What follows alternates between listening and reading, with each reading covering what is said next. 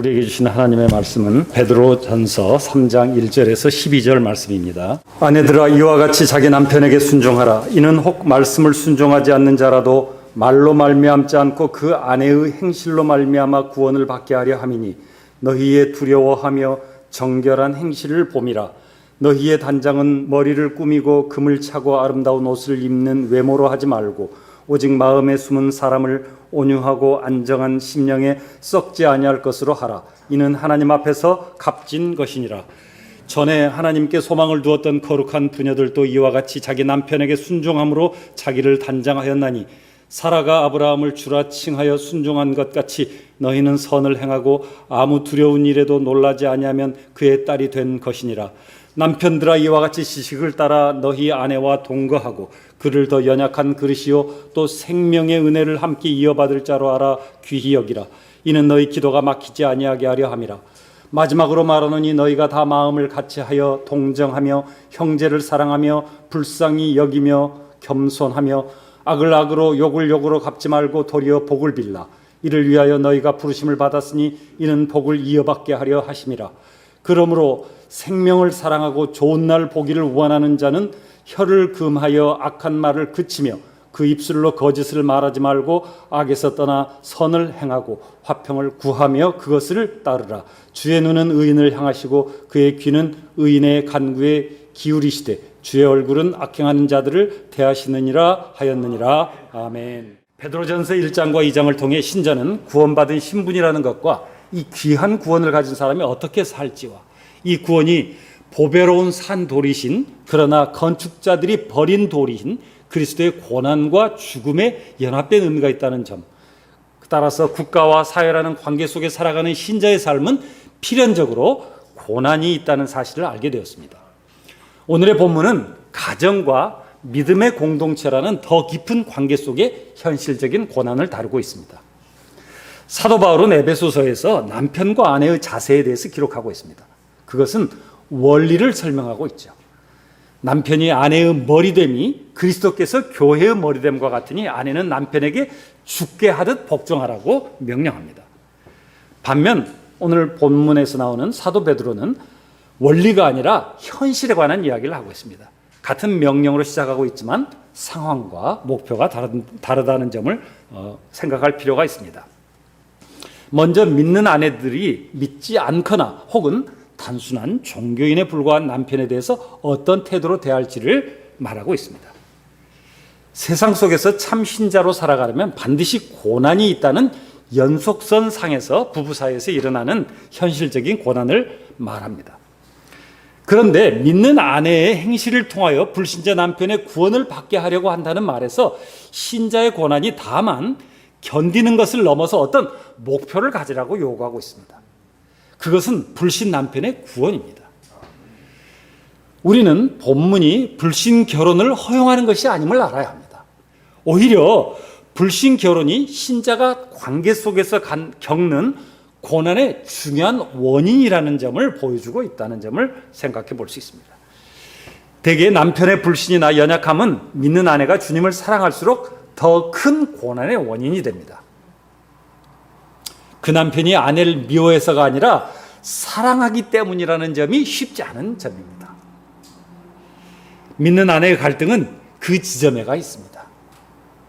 차라리 나를 박해하고 미워하고 아주 못되기 때문에 그렇다면 오히려 마음을 더 접기가 편한데 남편이 나를 진짜 사랑해서 그런 고난과 박해가 있다는 점이 아내의 갈등이죠. 그는 아내가 주님을 사랑할수록 남편에게 더 정결하고 진실하며 복종하고 책임감 있는 아내가 된다는 사실보다는 남편인 자기보다 예수님을 더 사랑한다는 점에만 집착하여 질투하고 둘 사이를 회방하고 자기만을 사랑하거나 혹은 자기를 더 사랑할 것을 요구합니다. 그래서 지나친 요구를 하며 억지를 부리는 경우가 많습니다. 사도는 이런 남편의 요구를 따르라고 합니다. 믿는 아내는 남편의 부당한 요구에 순종하면서 전도의 은혜를 기대하라고 말씀하고 있습니다. 사도는 정부나 직장에서와 마찬가지로 가정에서도 역시 하나님을 두려워함으로 정결한 행실을 보이라고 말합니다. 그래서 믿는 아내는 남편의 보복이 두렵거나 번거롭고 상대하기 싫으니까 해줘 버린다는 그런 태도를 거부합니다. 그래서 믿는 아내는 그녀가 불신 남편의 과도한 요구에 순종하는 이유는 하나님을 경외함으로 거룩한 행실을 통하여 남편을 구원하려는 것입니다. 그러므로 믿는 아내는 불신 아내처럼 행동하지 않습니다. 여자가 핸섬한 남자를 좋아하는 것과 마찬가지로 남자도 자기를 꾸미는 여자를 좋아합니다. 정상적인 남편이라면 아내에게 그것을 요구하며 아내는 남편의 사랑을 받으려고 머리를 따서 꾸미고 오늘날로 치자면 파마를 해서 멋지게 염색도 하거나 아니면 긴 생머리 스트레이트 파마를 하거나 그런 걸 말하겠죠. 어쨌든 그렇게 아름답게 보이려고 꾸미고 금과 보석으로 치장하며 자기의 매력을 최대로 보여줄 옷을 사서 입습니다. 어떤 사람은 이렇게 말할지 모릅니다. 그렇게 단장해서 남편의 사랑을 받으면 남편이 아내 말을 듣고 교회도 따라 나오지 않겠느냐고 말입니다. 맞습니다. 사실입니다. 그럴 수 있죠. 그래서 삼손이 들릴라에게 빠져서 결국은 자기 힘의 비밀을 말했을지도 모릅니다. 현상적으로는 그 말이 맞을 수도 있으나 이것은 하나님의 나라가 세워지는 방식이 아닙니다. 사도는 외모에 전혀 신경을 쓰지 말아야 한다고 말하려는 것이 아닙니다. 다만 부부 사이에 일어나는 고난에 대해 그리스도의 본을 따르라고 말을 하려고 하는 것입니다. 경건한 아내는 자신의 외모를 가꾸는 일에 마음을 뺏기지 않습니다. 오히려 마음에 숨겨진 사람을 온유하고 조용한 영혼에 썩지 아니함으로 치장을 합니다. 육체를 보이는 것으로 치장하지 말라는 말과 대조하고 있으며 이는 성령으로 가득하게 하는 것을 말씀합니다. 말씀으로 가득하게 하는 것이고 감사와 기쁨과 기도로 삶을 가득 채우는 것을 말합니다. 사람을 의지하지 않고 영원한 생명이신 주 그리스도와 온전하게 연합되어지는 것을 말합니다.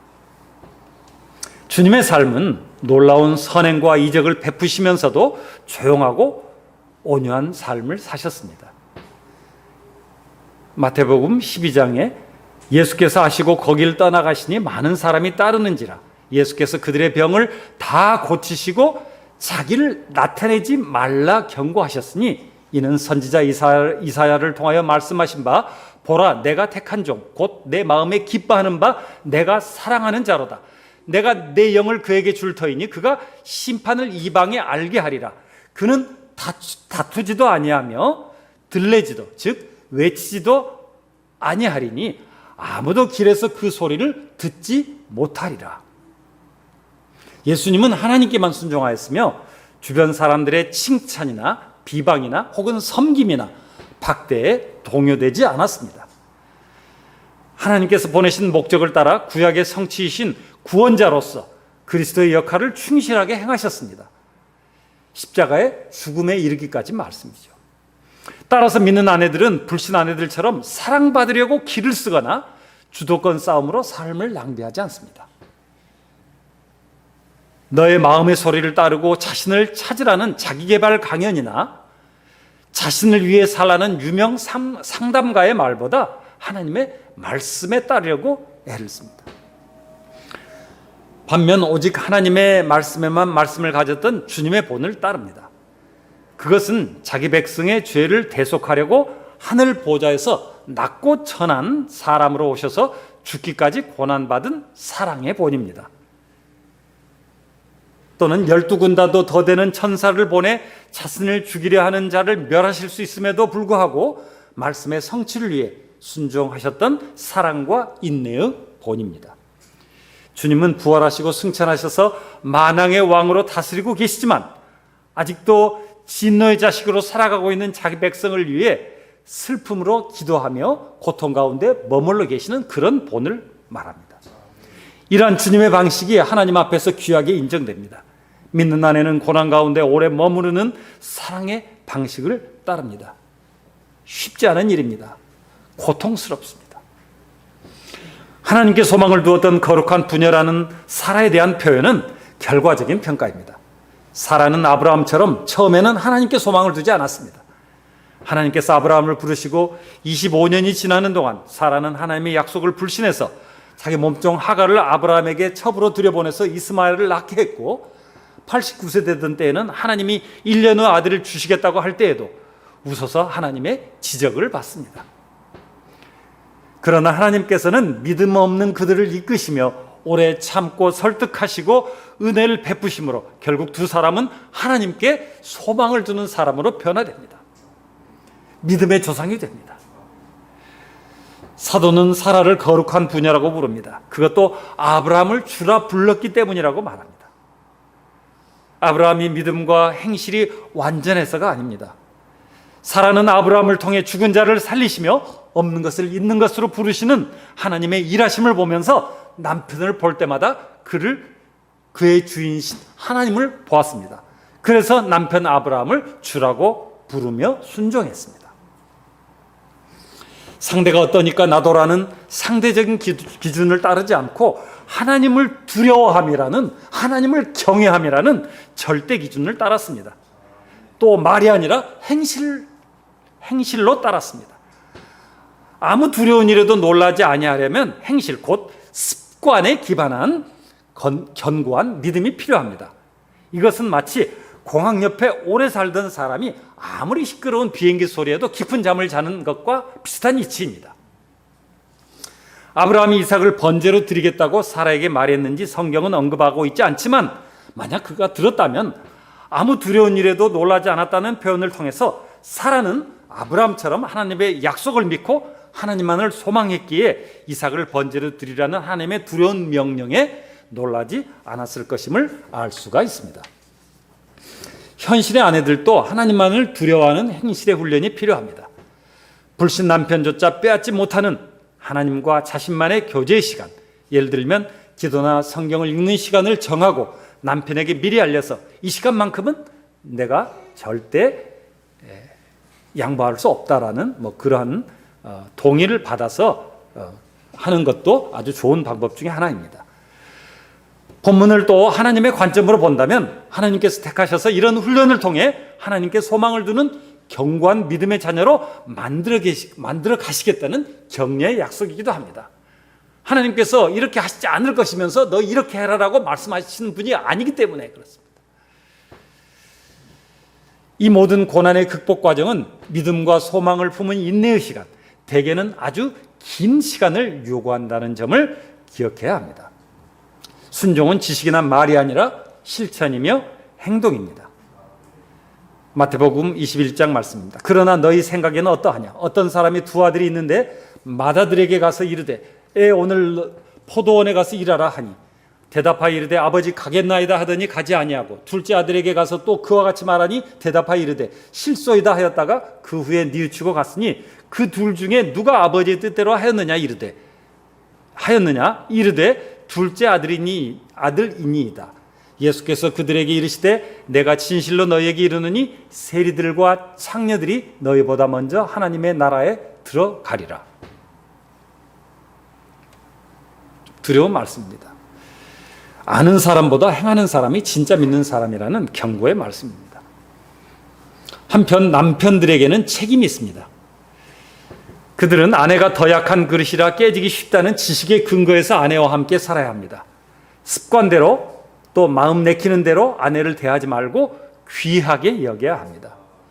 이 귀히 여기라는 말씀은 가치를 제공하다, 존경심을 표시하다, 특별히 대우하다, 명예를 보여주다라는 의미가 있습니다.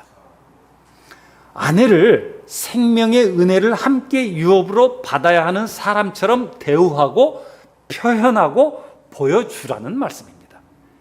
예를 들면 아내의 잘못에 대해서 당신 그러다가 지옥 간다라고 말하지 말고 내가 앞장서서 인도할 테니 당신만은 꼭 나랑 함께, 다른 사람은 몰라도 당신만큼은 꼭 나랑 함께 천국에 갑시다, 이렇게 말씀하라는 말입니다. 근본적으로 아내의 구원에 대한 책임을 남편이 가지고 있다고 말씀하시는 것과 같습니다. 사랑하는 남편 여러분, 이 책임은 신앙생활을 오래 하고 성경 지식이 해박하고 교회 중직을 맡은 남편에게 하는 말이 아닙니다. 이 공고는 그냥 신자인 모든 남편의 의무이자 영광입니다. 이러한 질문이 나올 수 있습니다. 믿음은 하나님이 주시는 것인데 남편인 내가 아내 구원에 책임이 있다는 것은 지나치지 않습니까? 그렇습니다.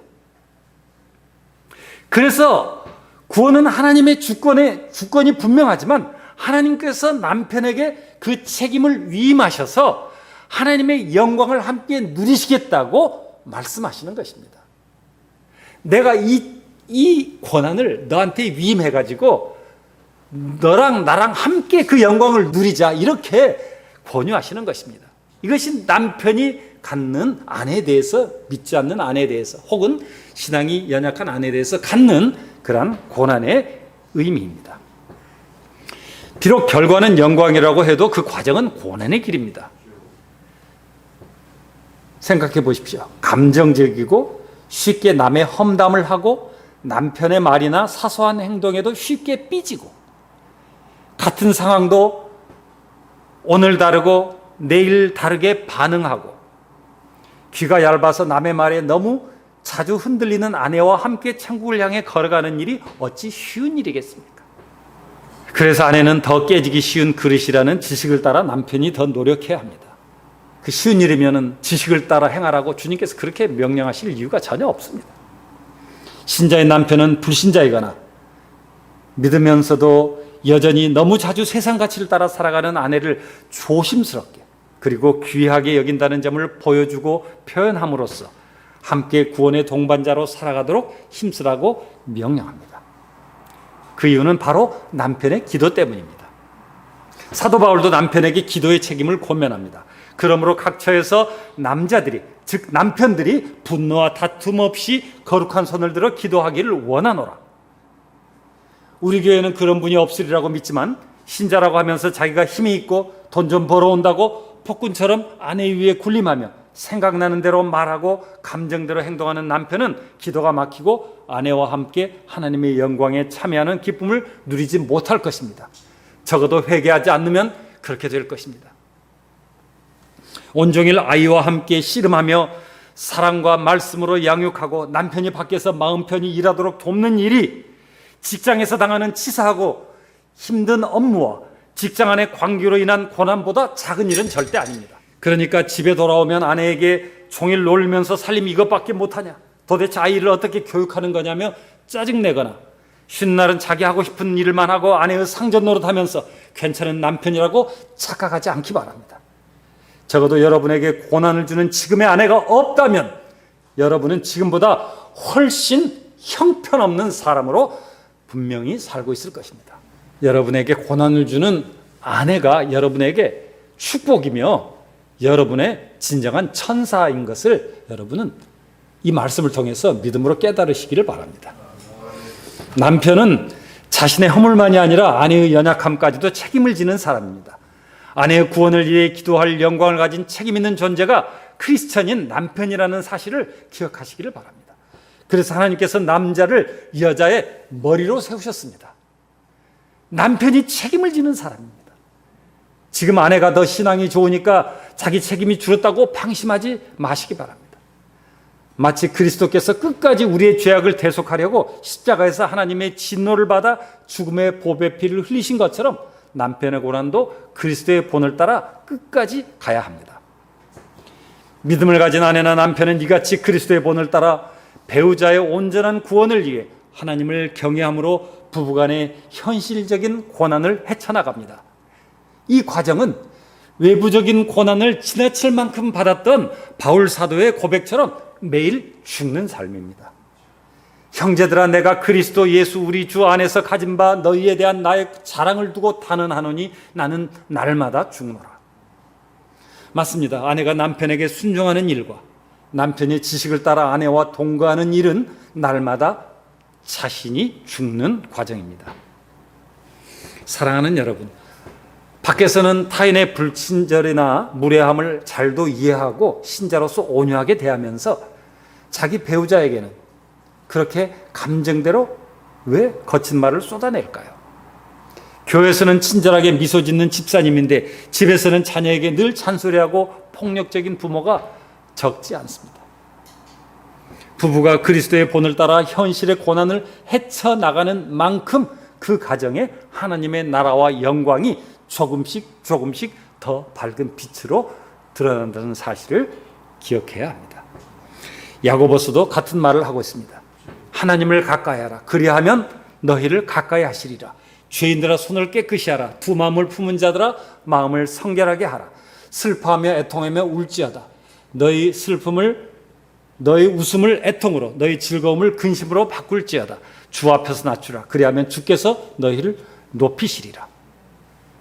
주님을 경외하지 않는 가정의 웃음과 즐거움과 풍요는 짝퉁 행복이며 천국이 아니라 심판의 대상에 불과합니다. 중요한 것은 주님을 경외하는 것입니다. 주님의 본을 따르는 것이죠. 8절에서 12절까지는 이제 사도는 공동체 안에서 고난에 대해서 권면하고 있습니다. 마지막으로 말하노니 너희가 다 마음을 같이하여 동정하며 형제를 사랑하며 불쌍히 여기며 겸손하며 악을 악으로 욕을 욕으로 갚지 말고 도리어 복을 빌라. 이를 위하여 너희가 부르심을 받았으니 이는 복을 이어받게 하려 하심이라. 그러므로 생명을 사랑하고 좋은 날 보기를 원하는 자는 혀를 금하며 악한 말을 그치며 그 입술로 거짓을 말하지 말고 악에서 떠나 선을 행하고 화평을 구하며 그것을 따르라. 주의 눈은 의인을 향하시고 그의 귀는 의인의 간구에 기울이시되 주의 얼굴은 악행하는 자들을 대하시느니라 하였느니라.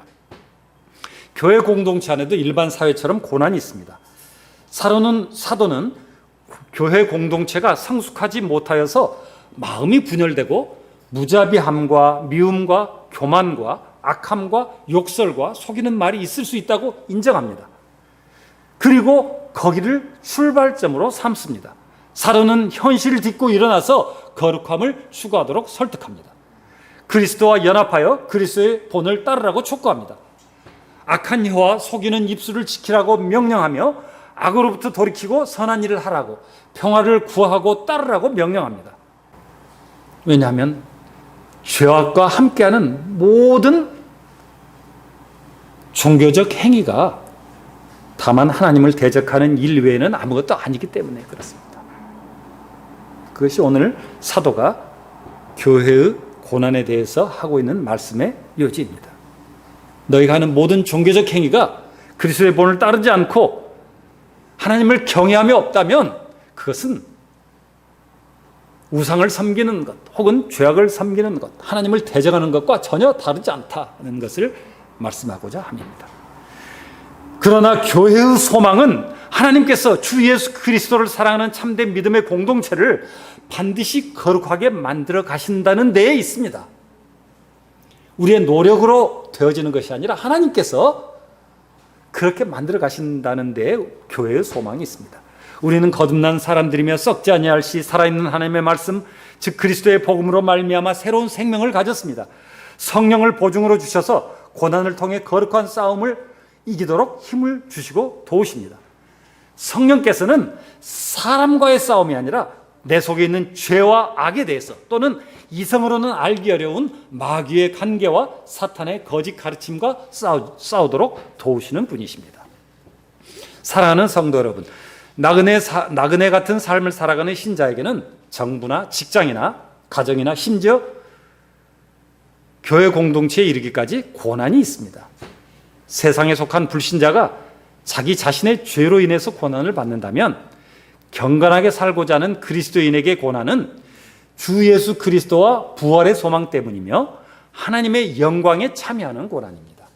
따라서 이 고난의 싸움을 잘 이겨낸 사람에게 하나님은 자녀와 유업의 상을 주십니다.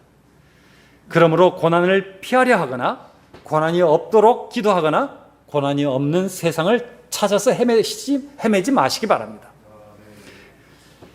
빌립보서 2장 말씀입니다. 나의 간절한 기대와 소망을 따라 아무 일에든지 부끄러워하지 아니하고 지금도 전과 같이 온전히 담대하여 살든지 죽든지 내 몸에서 그리스도가 존귀하게 되게 하려 하나니 이는 내게 사는 것이 그리스도니 죽는 것도 유익함이라. 오직 너희는 그리스도의 복음에 합당하게 생활하라. 그리스도를 위하여 너희에게 은혜를 주신 것은 다만 그를 믿을 뿐 아니라 또한 그를 위하여 고난도 받게 하려 하심이라. 우리 모두 그리스도의 기쁨을 위해서 그리스도의 본을 따라 하나님께 소망을 두며 믿음의 선한 싸움을 싸우고 주님께 붙들려서 주님께서 사랑과 인내로 걸어가신 순종의 길을 나그네 인생 마치는 그날까지 힘써서 따라가는 주님의 참된 백성 되시기를 우리 주 예수 그리스도의 이름으로 축원합니다. 기도드리겠습니다. 사랑하는 주 하나님, 하나님이 우리를 택하시고 복음을 통해 부르시고 은혜의 믿음을 주셔서 구원하신 것은 그리스도의 본을 따르게 하려는 것임을 배웠습니다. 그러므로 우리가 그리스도인으로 나그네 인생을 살아가는 존재임을 기억하겠습니다. 경건하게 살기를 포기하지 않고 믿음의 선한 싸움을 싸우고 나그네 인생 마칠 때까지 주 예수 그리스도를 따라갈 수 있도록 우리를 이끌어 주십시오. 우리의 힘이 아니라 이길 힘을 주시는 성령님의 능력으로 세상이 아니라 그리스도를 사랑하도록 지도해 주십시오. 그리스도를 위하여 고난받음을 영광으로 여기며 그리스도의 복음에 합당하게 살도록 도와주십시오. 주 예수님의 이름으로 기도드리옵나이다. 아멘.